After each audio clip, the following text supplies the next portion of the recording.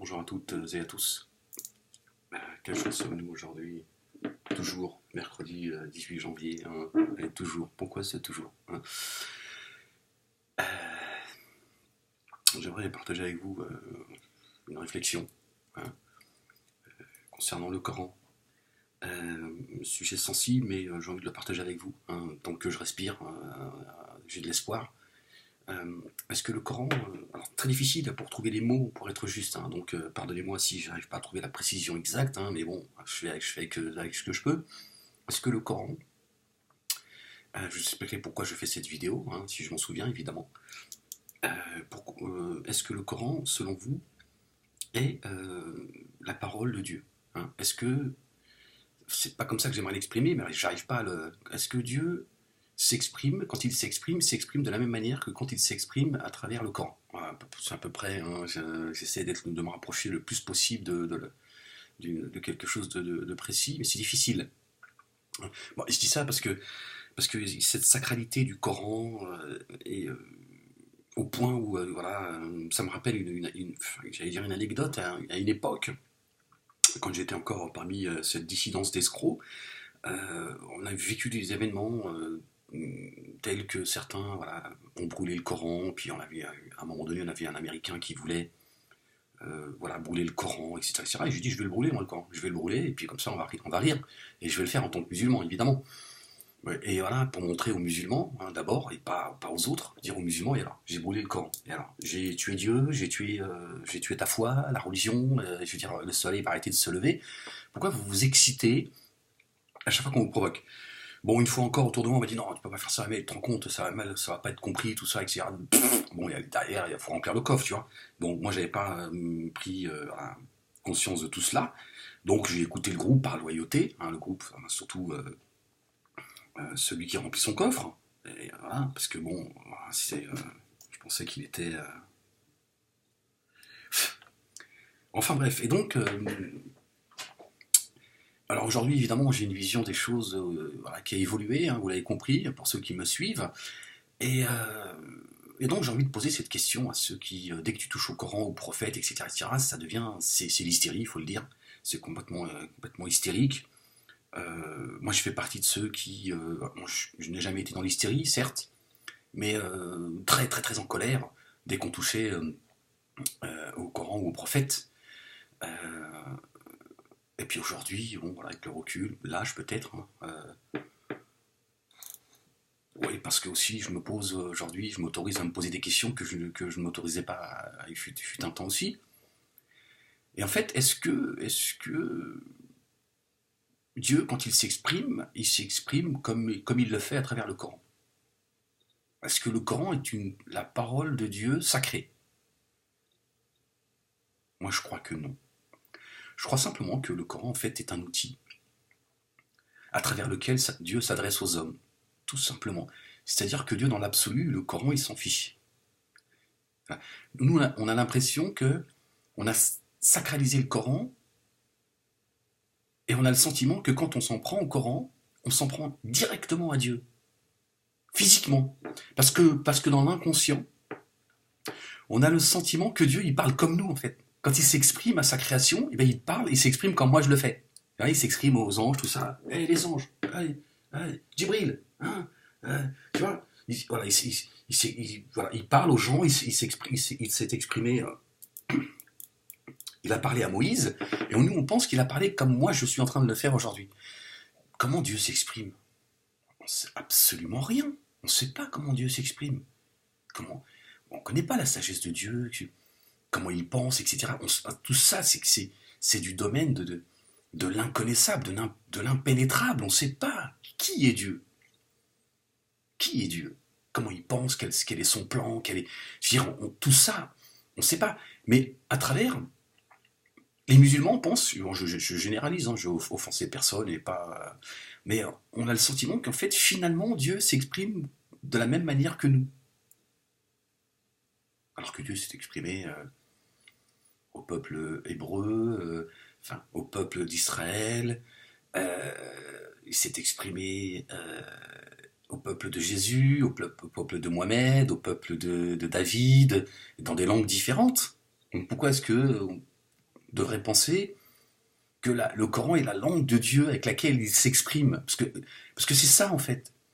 C'est ce à quoi on croit. D'ailleurs, moi, on m'a appris, et vous allez, les musulmans vont se reconnaître, la parole, la langue, pardon, au paradis, la langue arabe, hein, littéraire. Hein, c'est ce qu'on m'a appris. Non, on a tout arabisé en fait. Même le ciel, on l'a arabisé. Dieu, bah, il est arabe. Hein. Tu dis, on l'a donné, on l'a fait une carte. Il doit être algérien, je pense. Il a une carte de résidence. C'est délirant en fait.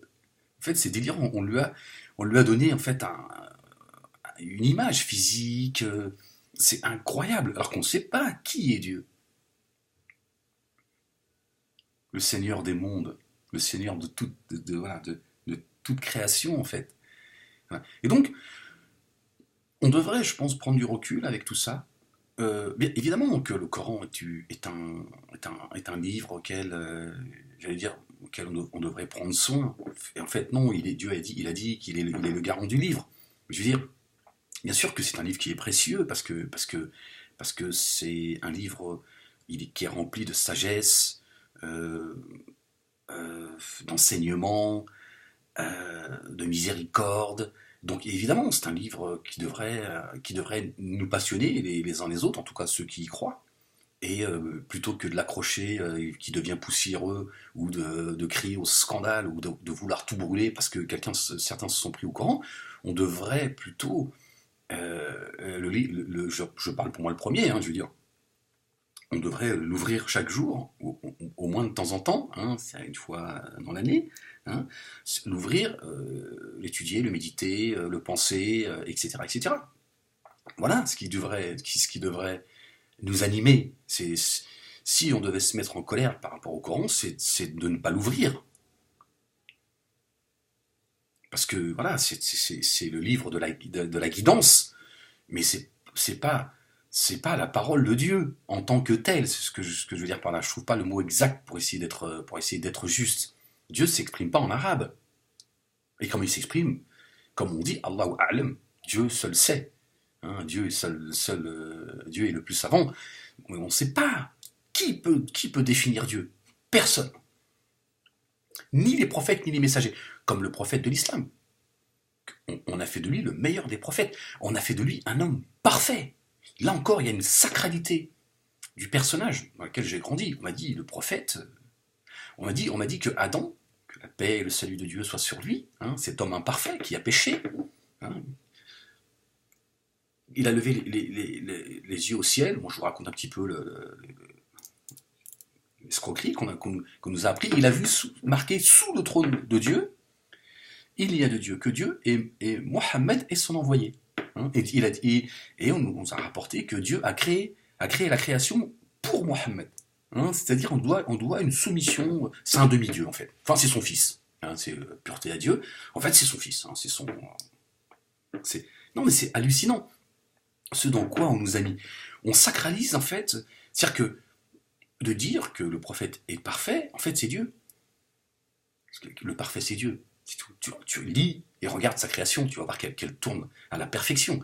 Mais non, le prophète n'est pas parfait. Et de savoir qu'il n'est pas parfait, ça te détend, non? De savoir que Youssef, pardon, excusez-moi, c'est le réflexe, tu vois, Joseph, hein, qui a été séduit par la femme du roi, qui l'a repoussé, il a même pas eu un regard ou une pensée, enfin peut-être une pensée, j'en sais rien. Dieu a dit que s'il n'avait pas été touché par la grâce, il aurait glissé, il serait tombé dans le péché. Séduit par une femme jolie, puissante, riche, femme du roi, etc., etc. Difficile de dire non. Hein, si, ne me dis pas que si, salaud. Hein, tu viens de regarder un film porno il y a 10 minutes. Hein, d'accord. Et Dieu il dit s'il n'avait pas été, je dis ça avec mes mots, hein, c'est coranique, mais je n'ai pas les mots exacts. Mais Dieu dit voilà, Dieu nous enseigne que c'est par sa grâce que le prophète. Je viens d'oublier son. Ouais, c'est la fatigue, les gars, qu'est-ce que je vous dis, hein, j'ai la tête, elle est pleine. Hein. Joseph aurait glissé, aurait cédé à la tentation si Dieu n'avait pas enveloppé de sa grâce. Voilà, moi en tout cas, ce qui me détend, c'est ça, c'est de me dire, bon, si lui, il aurait glissé en tant qu'homme, moi, je sais pas une glissade, moi c'est le toboggan. Hein, je serais arrivé dans le lit avant elle. Hein, j'aurais dit, ça y est, je suis tout lu. Hein, tu peux venir, reine. Tu vois. Donc pourquoi est-ce qu'on a besoin de sacraliser comme ça tout ce qui vient de Dieu? Le prophète n'est pas quelqu'un de parfait. Il s'est trompé, et c'est un homme parmi les hommes. Il a commis des erreurs.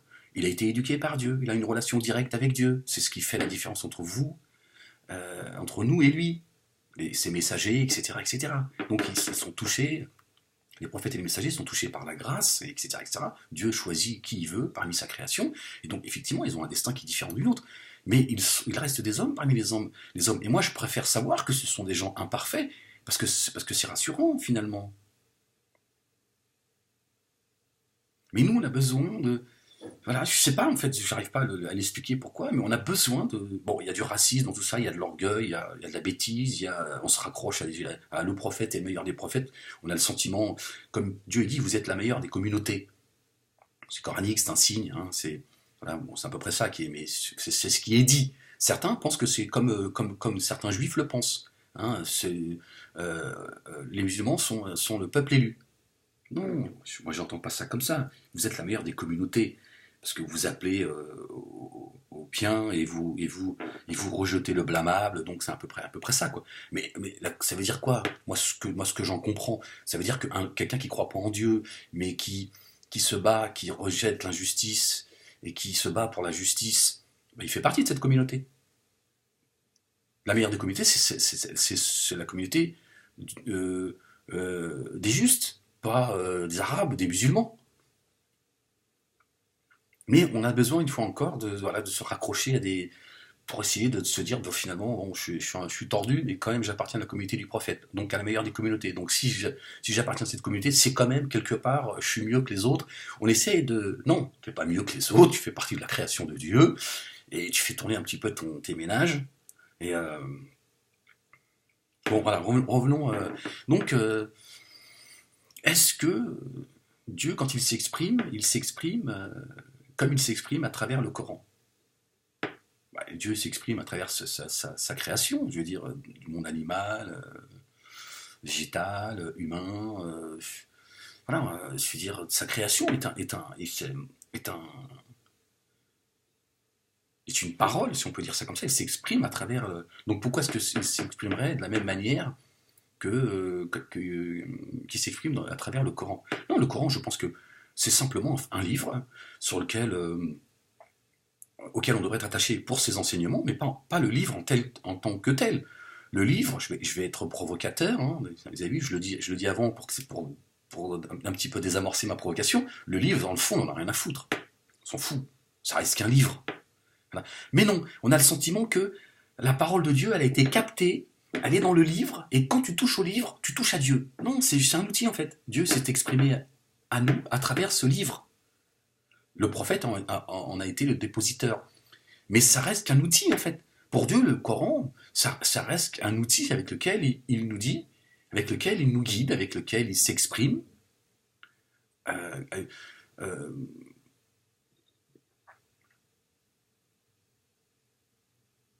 pour qu'on puisse comprendre ce qu'il attend de nous.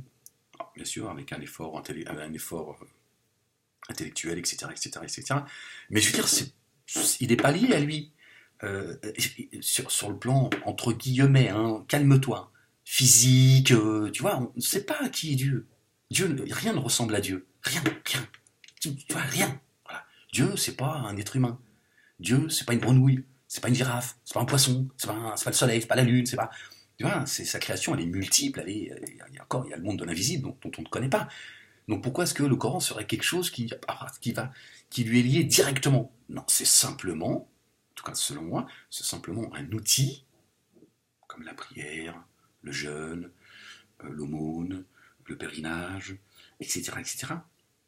C'est un outil à travers lequel Dieu s'est exprimé, comme il s'est exprimé avec les 10 commandements pour le peuple d'Israël.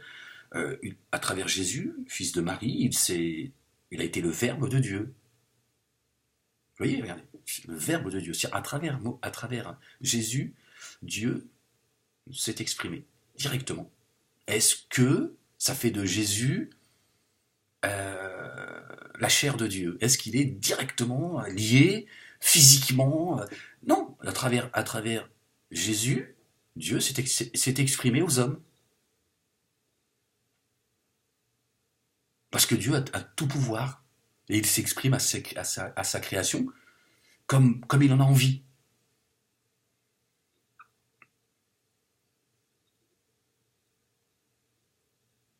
Oui, c'est quand même beaucoup plus.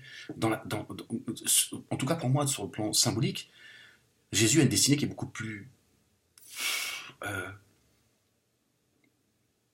Si on devait rester dans la logique hein, de cette vidéo, Jésus est beaucoup plus proche de Dieu que de Mohamed. Pourtant, les musulmans ont fait de Mohamed le summum de la perfection et le summum des prophètes et des messagers. C'est incroyable.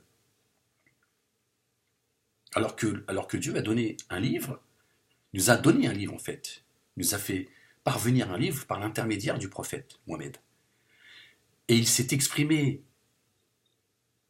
aux hommes, à l'époque de Jésus, fils de Marie, directement il est le Verbe de Dieu. Vous imaginez, le Verbe de Dieu. Il n'y a pas de livre, il n'y a pas d'intermédiaire. Il est directement le Verbe de Dieu. Quand Jésus s'exprime, Dieu s'exprime à travers lui. Est-ce que ça veut dire que Jésus, c'est Dieu? Je pense il serait plus logique de penser que Jésus est Dieu que plutôt que de penser que le Coran c'est de cette manière que Dieu s'exprime à sa création et que Dieu s'exprime comme les hommes. Non, je pense qu'il faut arrêter de sacraliser les prophètes, notamment Jésus, fils de Marie, hein, qui a une naissance miraculeuse, mais Dieu il a créé Adam sans père ni mère, hein, donc il peut créer il a créé Jésus sans père. Euh, et je pense que ce qui nous met dans le mur, c'est tout sacraliser en fait. Les musulmans sacralisent tout en fait. C'est une maladie en fait. Je sais pas pourquoi. Dès que ça a un rapport à Dieu et son prophète, tout devient. Tu peux pas toucher, tu peux pas. Le prophète, tu peux pas dire qu'il s'est trompé, tu peux pas dire qu'il est imparfait. Tu deviens. C'est complètement délirant. C'est de l'idolâtrie, mais ils sont.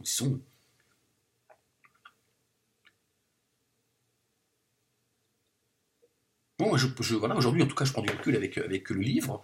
Et je pense, hein, plus on prendra du recul de cette manière, moins on sacralisera les choses, plus on prendra du recul avec le livre, plus on lui donnera la mesure qu'il mérite, et plus on prendra conscience que finalement, si tu ne l'ouvres pas, pour le lire, il ne te sert à rien. D'accord? T'as pas une partie de Dieu chez toi. Parce que cette sacralité, à en arriver où le Coran, c'est pour nous parole de Dieu, mais parole de Dieu en tant que telle. C'est-à-dire que, voilà. Donc, on l'expose. Et on a l'impression que Dieu est à nos côtés. On se dit, attends, ça reste la parole de Dieu, et donc il y a une partie de lui qui est parmi nous. Donc on l'expose. Alors par contre, si on prenait conscience que finalement il faut ouvrir le livre, autrement il ne nous sert à rien, sa sacralité ne sert absolument à rien, je pense qu'on aurait plus envie de l'ouvrir et il nous serait beaucoup plus utile. Je pense en tout cas. Voilà. Donc ça sert à rien de penser que ça c'est une partie de lui et que dès qu'on s'en prend au Coran, on s'en prend directement à Dieu. Non, Dieu il se suffit à lui-même, il est le parfait et tout ça, ça reste que, enfin, à mon avis en tout cas, ça ne reste qu'un outil parmi, parmi tous les outils qu'il a donnés aux êtres à sa création pour leur permettre de comprendre des choses et de les emmener vers la guidance. Donc voilà. Bon, je vais m'arrêter là-dessus. Je voulais juste partager avec vous très rapidement